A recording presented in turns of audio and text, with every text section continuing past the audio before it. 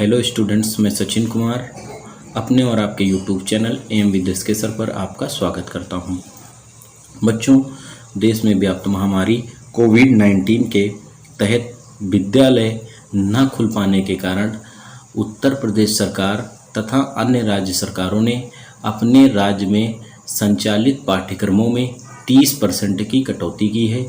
इस कटौती के तहत आज हम जानेंगे कि जो भौतिक विज्ञान है, इस भौतिक विज्ञान में जो 30% की कटौती की गई है, तो इस कटौती के तहत किस चैप्टर को और किस किस प्रकरण को सिलेबस से बाहर किया गया है, इन प्रकरणों के बारे में हम जानेंगे।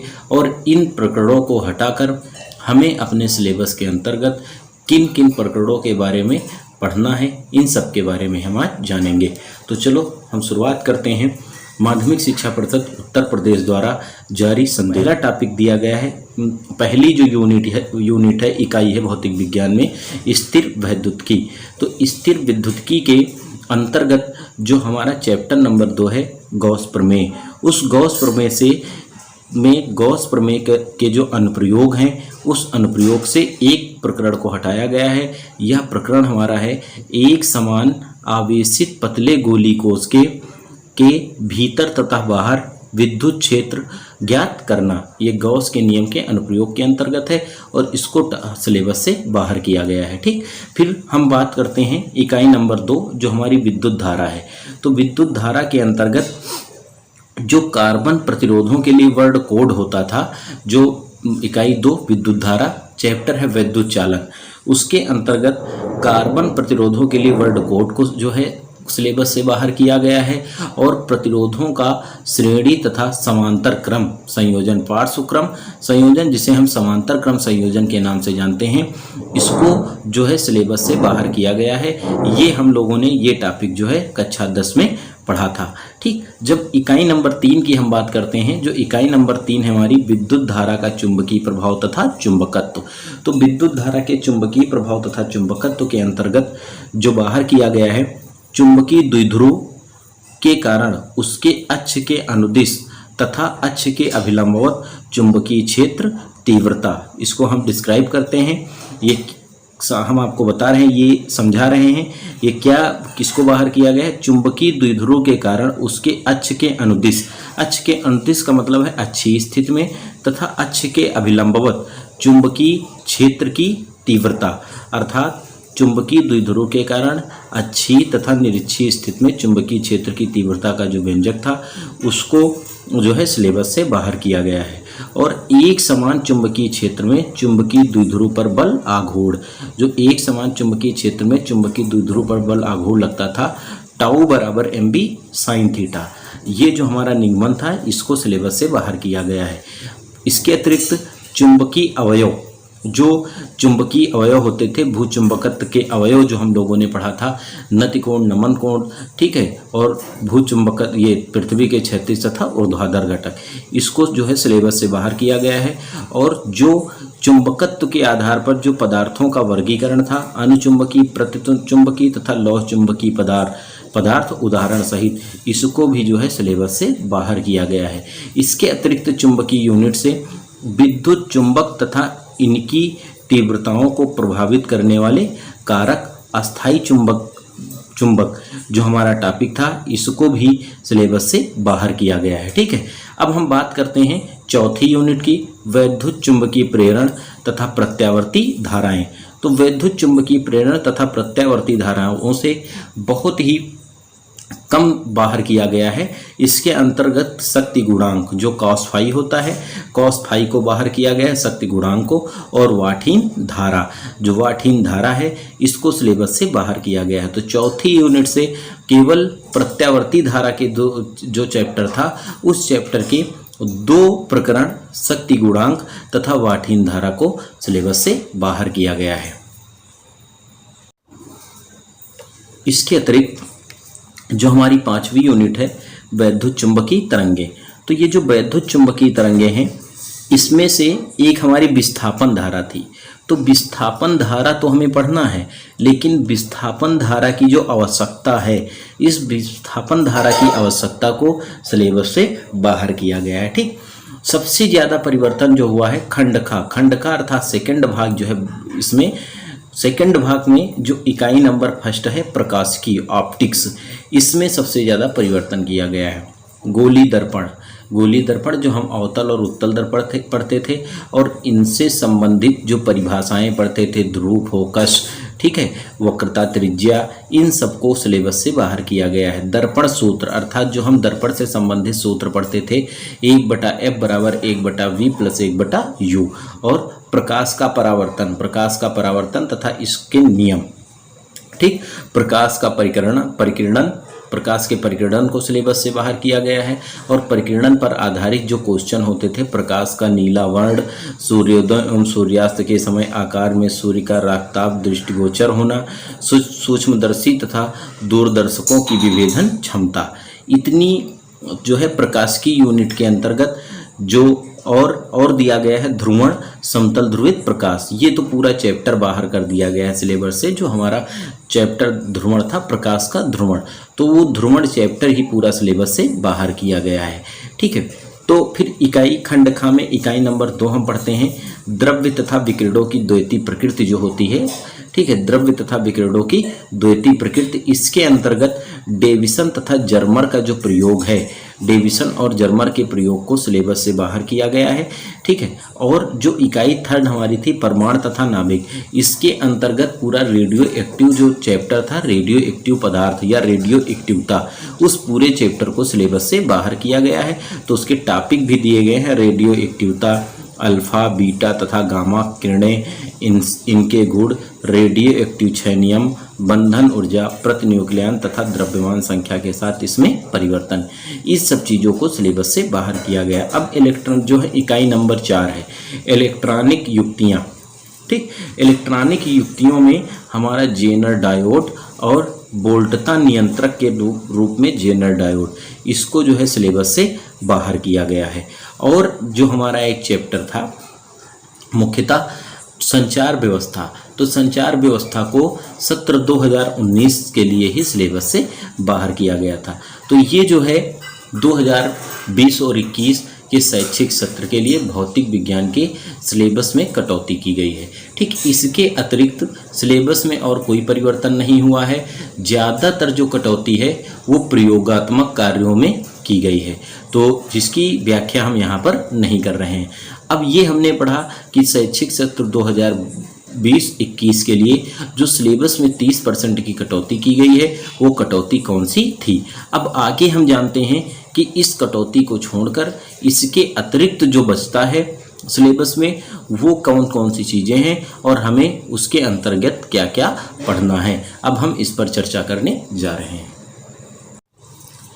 अब हम जानने जा रहे हैं कि 30% की जो कटौती हुई है, उस कटौती के बाद जो शेष सिलेबस बचा है, उस शेष सिलेबस के अंतर्गत हमें क्या क्या पढ़ना है, ठीक है। तो जो पहली यूनिट है स्थिर विद्युत्की, स्थिर विद्युत्की के अंतर्गत हमें पढ़ना है वैद्युत आवेश और आवेश का संरक्षण, ठीक।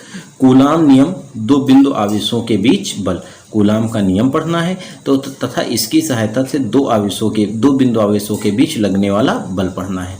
आवेशों के बीच बल, अध्यारोपण का सिद्धांत, अर्थात बाहुल आवेशों के बीच बल और अध्यारोपण का सिद्धांत, ये हमें पढ़ना है। तथा सतत आवेश वितरण, ये विद्युत आवेश चैप्टर के अंतर्गत इतना पढ़ना है, ठीक है। फिर विद्युत क्षेत्र के चैप्टर के अंतर्गत विद्युत क्षेत्र, विद्युत आवेश के कारण विद्युत क्षेत्र रेखाएं, वैद्युत द्विध्रुव के कारण विद्युत क्षेत्र की तीव्रता, अच्छी, निरीक्षीय और किसी भी बिंदु पर, ये तीनों पॉइंट हमको पढ़ना है, ठीक। एक समान विद्युत क्षेत्र में द्विध्रुव पर लगने वाला बल आघूर्ण, टाउ बराबर जो होता है कितना, टाउ बराबर PE sin थीटा, ये हमको पढ़ना है, ठीक। और वैद्युत फ्लक्स के बारे में पढ़ना है, जो फाई बराबर होता है EA cos थीटा, ठीक। उसके बाद जो गॉस का नियम है, गॉस के नियम का प्रकथन अर्थात गॉस की प्रमेय, तथा अनंत लंबाई के एक समान आवेशित तार, एक समान आवेशित अनंत समतल चादर, वैद्युत विभवांतर, ठीक। अर्थात हमें इसके अंतर्गत गॉस के नियम के अंतर्गत गॉस का नियम और पढ़ना है। तथा इसके अनुप्रयोग अनंत लंबाई के समान आवेशी सीधे तार के निकट विद्युत क्षेत्र की तीव्रता, एक समान आवेशित अनंत समतल चादर के निकट उत्पन्न विद्युत क्षेत्र की तीव्रता, ये जो है हमें गॉस प्रमेय चैप्टर के अंतर्गत पढ़ना है। ठीक, फिर जो अगला चैप्टर हमारा वैद्युत विभव है, तो वैद्युत विभव के अंतर्गत हमें वैद्युत विभवांतर की परिभाषा, किसी बिंदु आवेश के कारण उत्पन्न वैद्युत विभव का व्यंजक निकालना है, और वैद्युत द्विध्रुव, ठीक है, वैद्युत द्विध्रुव के कारण, अर्थात वैद्युत द्विध्रुव के कारण जो हम अच्छी और निरक्षीय स्थिति में निकालते हैं, तो वो हमें जो है निकालना है। ठीक है, आवेशों के निकाय के कारण वैद्युत विभव, आवेशों के निकाय के कारण वैद्युत विभव, अगर कई आवेशों का एक निकाय है तो उसके कारण किसी बिंदु पर उत्पन्न वैद्युत विभव कितना है, उसका व्यंजक हमें प्राप्त करना है। समविभव पृष्ठ किसे कहते हैं, ये हमें पढ़ना है। दो बिंदु आवेशों के निकाय तथा वैद्युत द्विध्रुव की स्थिर वैद्युत स्थितिज ऊर्जा, ठीक, वैद्युत द्विध्रुव की स्थितिज ऊर्जा के बारे में हमें पढ़ना है। फिर जो नेक्स्ट चैप्टर है हमारा संधारित्र, तो संधारित्र के अंतर्गत हमें पढ़ना है चालक तथा विद्युत रोधी पदार्थों के बारे में। ठीक है, इसके अतिरिक्त किसी चालक के भीतर मुक्त आवेश तथा बद्ध आवेश, तो किसी चालक के भीतर मुक्त आवेश तथा बद्ध आवेश के बारे में हमें पढ़ना है। परावैद्युत पदार्थ तथा परावैद्युत पदार्थ का ध्रुवण, परावैद्युत पदार्थ क्या होते हैं इसके बारे में पढ़ना है। तथा दूसरा पढ़ना है कि जब परावैद्युत पदार्थ को हम वैद्युत क्षेत्र में रखते हैं तो इसका ध्रुवण कैसे होता है, ये पढ़ना है। ठीक है, संधारित्र तथा धारिता, संधारित्र किसे कहते हैं तथा इसकी धारिता के बारे में पढ़ना है। श्रेणी क्रम तथा समांतर क्रम में संधारित्रों का संयोजन, हमें ये पढ़ना है संधारित्रों का श्रेणी क्रम तथा समांतर क्रम। और अगला पढ़ना है पट्टिकाओं के बीच परावैद्युत माध्यम होने अथवा न होने पर किसी समांतर पट्टिका संधारित्र की धारिता और संधारित्र में संचित ऊर्जा, अर्थात हमें परावैद्युत संधारित्र की धारिता का व्यंजक और वायु संधारित्र की संधारिता के व्यंजक के बारे में पढ़ना है। और इसके अतिरिक्त संधारित्र में संचित जो है ऊर्जा का भी व्यंजक प्राप्त करना है। ठीक है, तो ये बात हुई हमारी जो है प्रथम यूनिट स्थिर विद्युत्की की, और हम बता रहे हैं इस स्थिर विद्युत्की से 8 नंबर के जो क्वेश्चन हैं वो परीक्षा में पूछे जाते हैं। ठीक है, इसके अतिरिक्त जब हम दूसरी बात करते हैं इकाई नंबर 2 विद्युत धारा विद्युत की, ठीक है, तो धारा विद्युत जो इकाई है उससे 7 अंक का जो है परीक्षा में पूछा जाता है। अब हम देखेंगे इकाई 2 विद्युत धारा विद्युत के अंतर्गत हमें कौन कौन से टॉपिक प्रकरण पढ़ने हैं।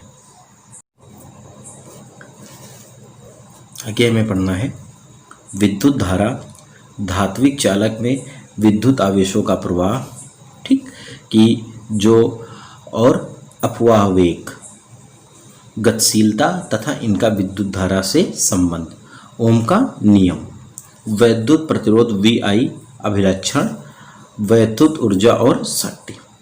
ठीक, ये वैद्युत प्रतिरोधकता तथा चालकता, प्रतिरोध की ताप पर निर्भरता, इतनी चीज़ें जो हैं हमें वैद्युत चालन चैप्टर के अंतर्गत पढ़नी है।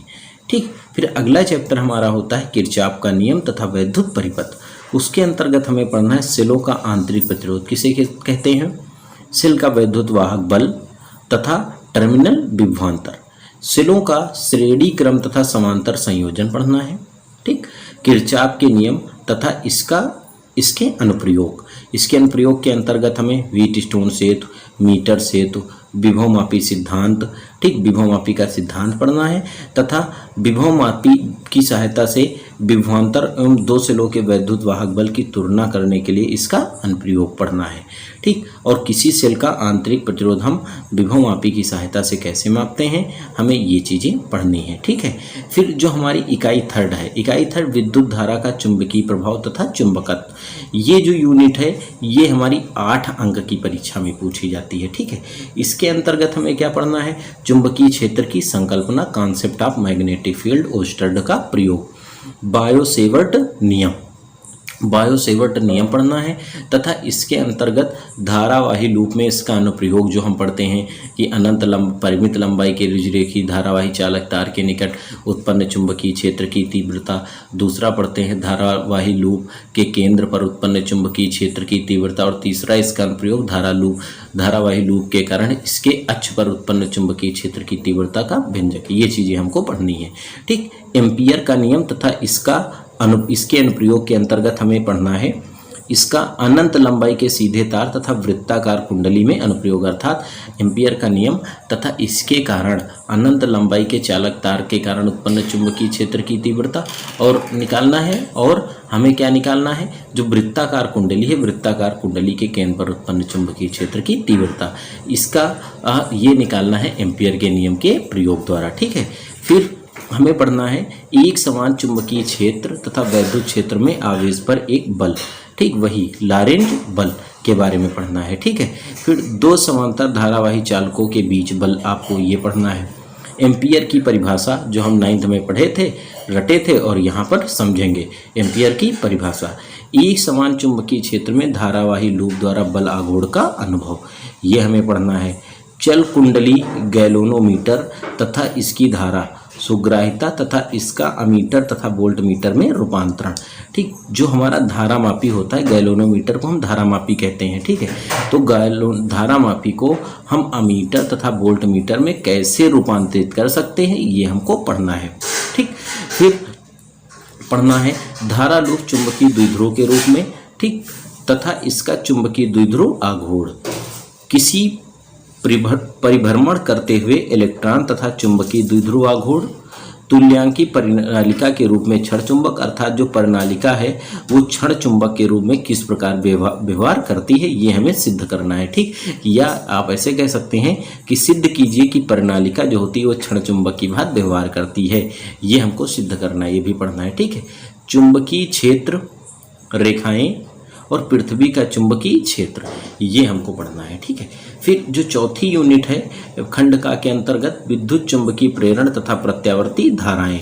तो जो विद्युत चुंबकीय प्रेरण है, तो विद्युत चुंबकीय प्रेरण के अंतर्गत दो टॉपिक हमने आपको बताए थे, बाहर किए गए। इसके अंतर्गत देखिए 2 चैप्टर हैं और 2 चैप्टर से 8 अंक का पूछा जाता है। ठीक है, क्या क्या पूछा जाता है, क्या क्या पढ़ना हमें, विद्युत चुंबकीय प्रेरण, फैराडे का नियम, विद्युत चुंबकीय प्रेरण किसे कहते हैं, तथा फैराडे के नियम, ईएमएफ इलेक्ट्रोमोटिव फोर्स तथा धारा, ठीक, प्रेरित वैद्युतवाहक बल तथा प्रेरित धारा, लेंज का नियम, भंवर धाराएं, स्वप्रेरण तथा अन्योन प्रेरण, प्रत्यावर्ती धारा किसे कहते हैं, प्रत्यावर्ती धारा तथा वोल्टेज के शिखर तथा वर्गमाध्यमूल मान, प्रत्यावर्ती धारा का वर्गमाध्यमूल मान और शिखर मान, वोल्टेज का वर्गमाध्यमूल मान और शिखर मान, ये पढ़ना है हमें इस चैप्टर के अंतर्गत।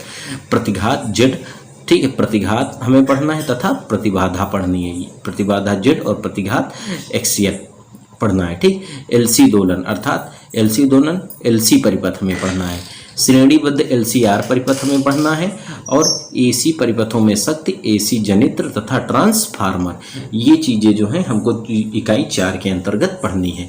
अब हम बात करते हैं इकाई 5 की, जिसके अंतर्गत एक ही चैप्टर है विद्युत चुंबकीय तरंगे, और वो कितने अंक का पूछा जाता है, 4 अंक का पूछा जाता है। ठीक, तो क्या दिया गया, इसके अंतर्गत हमें पढ़ना है विद्युत चुंबकीय तरंगे तथा इनके अभिलक्षण एवं गुणात्मक संकल्पना, ठीक, विद्युत चुंबकीय तरंगों की अनुप्रस्थ प्रकृति, इसके बारे में पढ़ना है।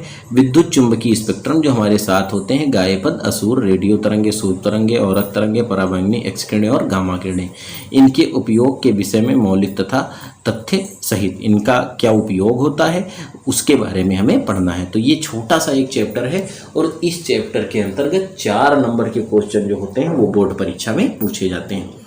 अब ये इतनी बात तो हुई खंड का के बारे में। अब हम बात करते हैं खंड खा के बारे में कि खंड खा के अंतर्गत हमें क्या क्या पढ़ना है। खंड खा के अंतर्गत जो इकाई पहली है प्रकाशिकी, इस प्रकाशिकी के अंतर्गत हमें पढ़ना है प्रकाश का अपवर्तन, ठीक, केवल प्रकाश का अपवर्तन और अपवर्तन के नियम पढ़ना है। परावर्तन को सिलेबस से बाहर कर दिया गया है। ठीक, पूर्ण आंतरिक परावर्तन तथा इसके अनुप्रयोग, इसके अनुप्रयोग के अंतर्गत हमें पढ़ना है केवल प्रकाशिक तंतु, क्या पढ़ना है, प्रकाशिक तंतु। ठीक, फिर जो है हमें आगे पढ़ना है गोली पृष्ठों पर अपवर्तन, जो गोली पृष्ठों पर हम अपवर्तन के सूत्र निकालते हैं, ठीक है, उत्तल और अवतल के लिए वो दोनों पढ़ने हैं। लेंस, लेंस किसे कहते हैं, पतले लेंस का सूत्र, लेंस मेकर सूत्र, आवर्धन, लेंस की शक्ति, संपर्क में रखे पतले लेंसों का संयोजन, लेंस और दर्पण का संयोजन, प्रिज्म से होकर प्रकाश का अपवर्तन तथा परिक्षेपण, इतनी चीजें हमको पढ़नी है। ठीक है, फिर प्रकाशिकी के अंतर्गत प्रकाशिक यंत्र, मानवनेत्र प्रकाशिक यंत्र के अंतर्गत जो हमारी यहाँ पर संयुक्त सूक्ष्मदर्शी है, ठीक है, खगोलीय दूरदर्शी है, परावर्ती दूरदर्शी है, इन 3 चीज़ों के बारे में पढ़ना है, ठीक है। फिर प्रकाशिकी यंत्र, अच्छा ये जो प्रकाशिकी यंत्र है इसके अंतर्गत हमें पढ़ना है मानवनेत्र। मानवनेत्र में प्रतिबिंब बनना तथा सामंजस्य क्षमता, लेंसों द्वारा दृष्टि दोषों का संशोधन, जो हम दृष्टि दोष पढ़ते हैं, निकट दृष्टि दोष, दूर दृष्टि दोष, जरा दृष्टि दोष और अबिंदुकता, इनके बारे में हमें पढ़ना है, ठीक। फिर सूक्ष्मदर्शी तथा खगोलीय दूरदर्शी, जो खगोलीय दूरदर्शी में हमें परावर्ती तथा अपवर्ती दोनों पढ़ना है, तथा इनकी आवर्धन क्षमताएं, इनकी आवर्धन क्षमताओं के लिए जो हम सूत्र निकालते हैं, ठीक है, जब प्रतिबिंब स्पष्ट दृष्टि की न्यूनतम दूरी पर बनता है और अनंत पर बनता है, दोनों के लिए हमें सूत्रों का, दोनों स्थितियों में सूत्रों का निगमन करना है। फिर हमें पढ़ना है तरंग प्रकाशिकी। तरंग प्रकाशिकी के अंतर्गत तरंग प्रकाश की तरंगागत, तरंगाग्र किसे कहते हैं तथा इसके प्रकार, तथा हाइगेंस का सिद्धांत, तरंगों के उपयोग द्वारा समतल तरंगों का समतल पृष्ठों पर परावर्तन तथा अपवर्तन, ये हमें पढ़ना है, ठीक है। हाइगेंस सिद्धांत के उपयोग द्वारा परावर्तन तथा अपवर्तन के नियमों का सत्यापन, ये हमें पढ़ना है, ठीक। व्यतिकरण, व्यतिकरण चैप्टर के अंतर्गत हमें व्यतिकरण पढ़ना है। यंग के द्विध्रुवी प्रयोग तथा फ्रिंज चौड़ाई के लिए व्यंजक और कला संबंध स्रोत, इतनी चीज़ें हमें इस चैप्टर के अंतर्गत पढ़नी है। फिर अगला चैप्टर जो इकाई खंड खा के अंतर्गत इकाई सेकंड है, द्रव्य तथा विकिरण की द्योति प्रकृति। इसके अंतर्गत हमें पढ़ना है विकिरणों की द्योति प्रकृति, ठीक, कि प्रकाश वही विकिरण, प्रकाश, प्रकाश की द्योति प्रकृति अर्थात कण प्रकृति और तरंग प्रकृति। प्रकाश वैद्युत प्रभाव किसे कहते हैं तथा इसके नियम। हर्ड तथा लेनार्ड प्रेक्षण, वो जो हर्ड और लेनार्ड ने जो प्रेक्षण किए थे और इन प्रेक्षण के आधार पर जो प्रकाश वैद्युत प्रभाव के नियमों का उल्लेख किया था, वो हमें पढ़ना है। आइंस्टीन प्रकाश वैद्युत समीकरण, प्रकाश की कणात्मक प्रकृति, द्रव्य तरंग कणों की तरंग प्रकृति, दे ब्रागली संबंध, ठीक, ये चीज़ें हमें इकाई 2 के अंतर्गत पढ़नी है। और इकाई 2 एक चैप्टर है और इसके अंतर्गत जो परीक्षा में है 6 अंक का पूछा जाता है, ठीक है। फिर परमाणु तथा नाभिक, अब तो ये बहुत कम हो गया है, नहीं बहुत सारी चीज़ें इसके अंतर्गत हटा दी गई हैं। तो परमाणु तथा नाभिक के अंतर्गत हमें अल्फा कण परिकिरण प्रयोग पढ़ना है, ठीक। परमाणु का रदरफोर्ड मॉडल पढ़ना है, बोर मॉडल पढ़ना है, ऊर्जा स्तर पढ़ना है, ठीक। हाइड्रोजन स्पेक्ट्रम नाभिक की संरचना, हाइड्रोजन स्पेक्ट्रम हमें पढ़ना है और नाभिक की संरचना एवं आकार। परमाणु द्रव्यमान के बारे में पढ़ना है। समस्थानिक किसे कहते हैं, संभारिक किसे कहते हैं, समन्यूट्रॉनिक किसे कहते हैं। द्रव्यमान ऊर्जा संबंध जो E = mc² पढ़ते हो। द्रव्यमान क्षति, नाभिकीय विखंडन और संलयन। इस चैप्टर के अंतर्गत आप बहुत सारी चीज़ें जो हैं रसायन विज्ञान में पढ़ चुके हैं, ठीक है। फिर जो हमारी चौथी इकाई है इलेक्ट्रॉनिक युक्तियाँ, गुणात्मक आख्या मात्र। यहाँ पर हमें पढ़ना है ठोसों में ऊर्जा बैंड, ठीक। ऊर्जा बैंड के आधार पर चालक, कुचालक तथा अर्धचालक की व्याख्या। अर्धचालक डायोड, ठीक, वो जो हमारे पी और एन 2 अर्धचालक होते हैं, तो उसके लिए पीएन संधि डायोड हमें अग्रदिशक अर्थात फॉरवर्ड बेस और रिवर्स बेस दोनों में पढ़ना है। डायोड दिष्टकारी के रूप में, अर्थात जो हमारा पीएन संधि डायोड होता है इसको दिष्टकारी के रूप में प्रयुक्त करते हैं, और 2 अर्ध तरंग दिष्टकारी और पूर्ण तरंग दिष्टकारी, ये हमें पढ़ना है। दिष्टकारी के रूप में एलईडी के अभिलाक्षणिक, ठीक, दिष्टकारी के रूप में एलईडी कैसे कार्य करना है, इसको कार्य करता है, इसको पढ़ना है। और फोटो डायोड और सेल, इतनी चीज़ें हमको पढ़नी है। जो इलेक्ट्रॉनिक युक्तियाँ हैं एक चैप्टर अब इसके अंतर्गत रखा गया है और इसमें से 8 अंक का जो है परीक्षा में पूछा जाता है, ठीक। एक चैप्टर और हमारा जो बचता है वो है आंकी इलेक्ट्रॉनिकी। आंकी इलेक्ट्रॉनिकी जो है जिसके अंतर्गत हम आर एंड नॉट गेट इत्यादि गेट पढ़ते हैं, उस चैप्टर को भी सिलेबस से बाहर किया गया है, लेकिन उसका उल्लेख इसमें नहीं किया गया है। तो अगर आपको हमारा ये वीडियो पसंद आया हो तो आप हमारे वीडियो को लाइक, शेयर